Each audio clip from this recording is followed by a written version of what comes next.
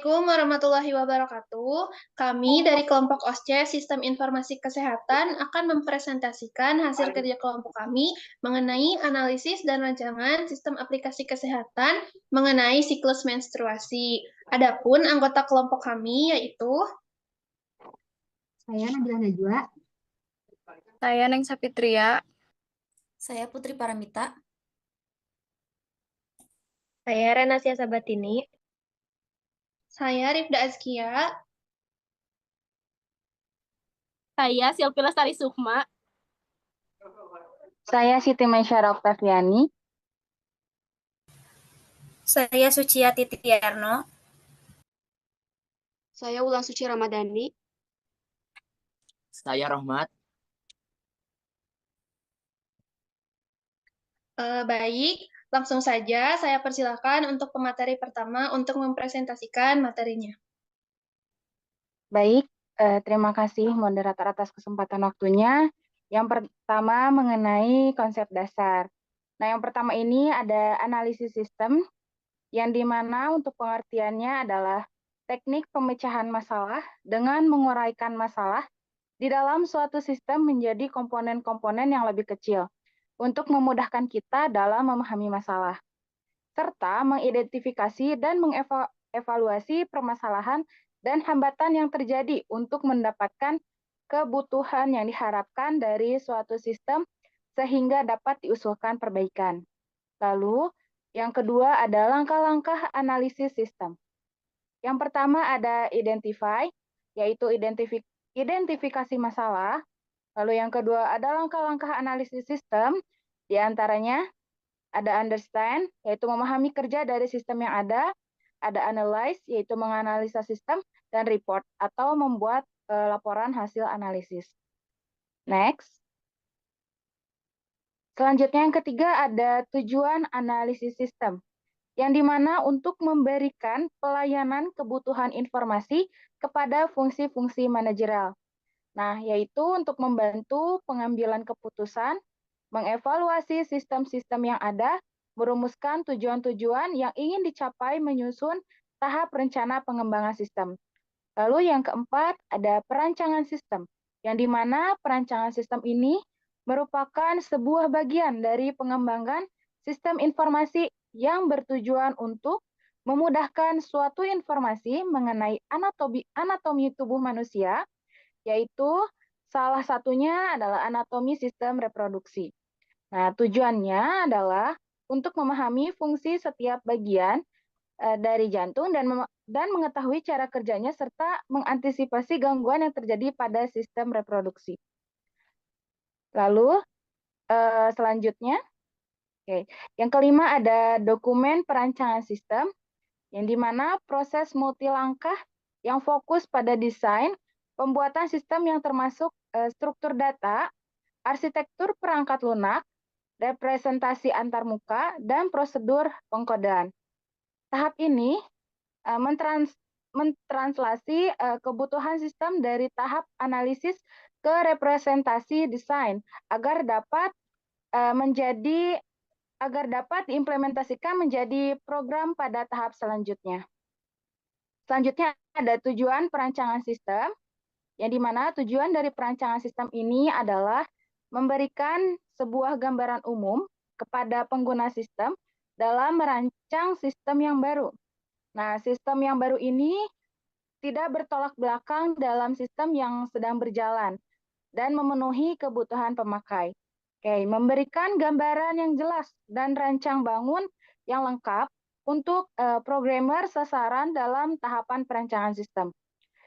Desain sistem harus berguna, mudah dipahami, dan juga digunakan.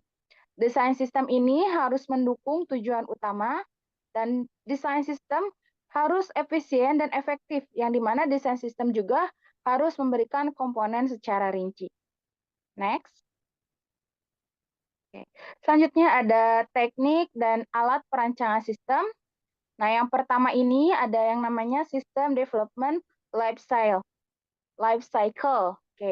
Nah, untuk teknik dan alat perancangan sistem diantaranya adalah proses mengembangkan atau mengubah suatu sistem perangkat lunak dengan menggunakan model-model dan metodologi yang digunakan untuk mengembangkan sistem-sistem perangkat lunak sebelumnya.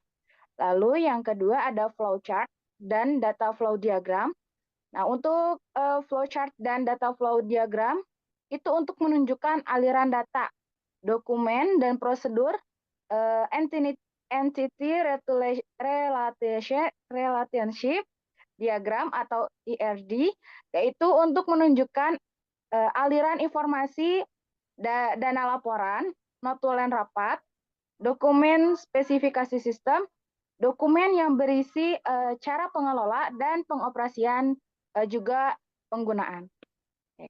Mungkin itu saja yang dapat saya sampaikan. Saya kembalikan kepada moderator.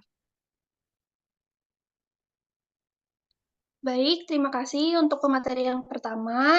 Selanjutnya, pada pemateri kedua, saya persilahkan. Baik, terima kasih moderator. Selanjutnya, di sini ada diagram konteks. Anatomi tubuh manusia itu ada pada anatomi tubuh manusia itu ada sistem reproduksi yang terdiri dari rahim dan atau ovarium, yang mana itu adalah kumpulan organ dan jaringan dalam tubuh yang berfungsi untuk menghasilkan keturunan atau reproduksi. Rahim atau ovarium ini terletak di hipogastrium. Cara kerja sistem reproduksi ini terdiri dari beberapa organ, yaitu vulva, vagina, rahim, ovarium, dan tuba falopi. Next. Selanjutnya ada entity relation diagram. Di sini ada anatomi sistem tubuh manusia ya, yang terdiri dari sistem pencernaan, sistem peredaran darah, sistem saraf, sistem reproduksi yang terbagi menjadi dua, ada sistem reproduksi pria dan sistem reproduksi wanita. Selanjutnya ada sistem otot, sistem tulang, dan sistem kulit. Next. Selanjutnya ada table relation diagram.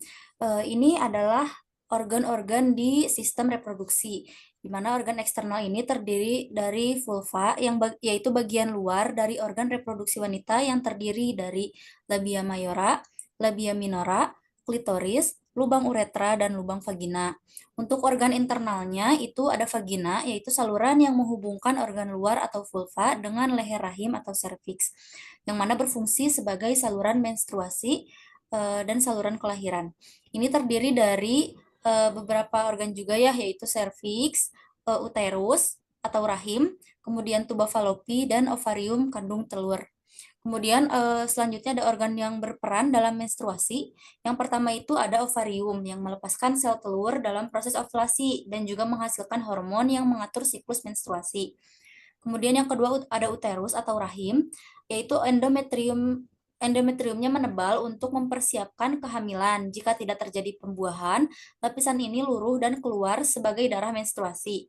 Kemudian yang ketiga serviks membuat sedikit untuk memungkinkan darah menstruasi keluar dari rahim ke vagina. Yang terakhir ada vagina, yaitu jalur keluar darah menstruasi dari tubuh. Selanjutnya ada data flow diagram. Jadi pertama itu dari ovarium berlanjut ke sel telur, lalu terjadi penurunan estrogen dan progesteron, lalu terjadi penebalan dinding rahim, dan akhirnya dinding rahimnya meluruh, dan maka hal tersebut disebut dengan fase menstruasi. Setelah fase menstruasi, selanjutnya ada fase folikular atau fase praovulasi. Selanjutnya fase ovulasi, dan yang terakhir itu ada fase luteal atau pasca ovulasi. Mungkin cukup sekian yang dapat saya sampaikan. Saya kembalikan kepada moderator. Baik, terima kasih kepada pemateri kedua atas presentasinya. Selanjutnya saya persilakan ke pemateri ketiga. Baik, terima kasih moderator atas waktu dan kesempatannya. Lanjut materi selanjutnya, yaitu ada sistem yang sudah ada. Di mana untuk sistem yang sudah ada ini terbagi ke beberapa bagian. Yang pertama ada kekurangan aplikasi Flow, di mana kekurangan aplikasi ini menurut ulasan para pengguna adalah tidak semua informasi dan video edukasi yang disampaikan berbahasa Indonesia, sehingga penggunaan kurang memahami terkait dari informasi yang disajikan. Nah, untuk yang kedua, yaitu ada rencana pemecahan masalah atau rencana perbaikan, di mana saat berada pada halaman registrasi, pengguna bisa memilih dari pilihan bahasa yang ingin dipakai, sehingga untuk video edukasi bisa disesuaikan dengan bahasa yang dipakai pengguna. Di next. Nah, selanjutnya ada rencana sistem, di mana untuk diagram konteks, yang pertama itu ada pengguna. Pengguna mentransfer data pengguna ke proses sistem informasi, kemudian diproses, dan terjadi membaca data pengguna sehingga penyajian video atau informasi edukasi tersaji. Kemudian kembali lagi memberi informasi sesuai dengan data pengguna, terjadi proses sistem informasi kembali dan transfer informasi sampai ke pengguna. Next. Terus selanjutnya ada entry relation diagram.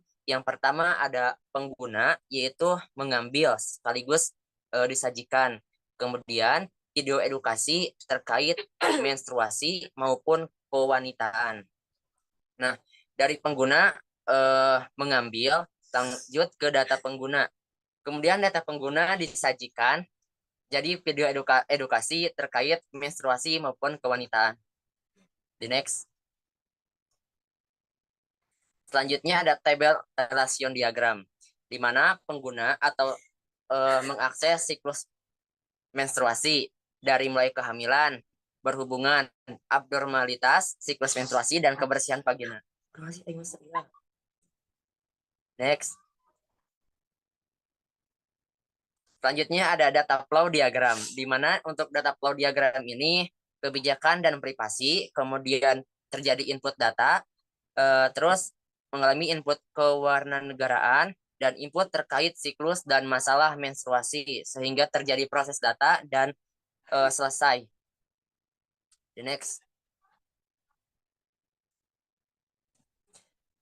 Yang selanjutnya ada rencangan tampilan antarmuka. Nah, di sebelah kiri terdapat halaman muka dari aplikasi Flowmeter ini, yang mana dari dalam rancangan tampilan antarmuka yang baru ditambahkan pada halaman profil fitur yang tersedia adalah tambahan pilihan bahasa, yaitu memberikan pengguna untuk memilih bahasa apa yang ingin ditampilkan pada aplikasi.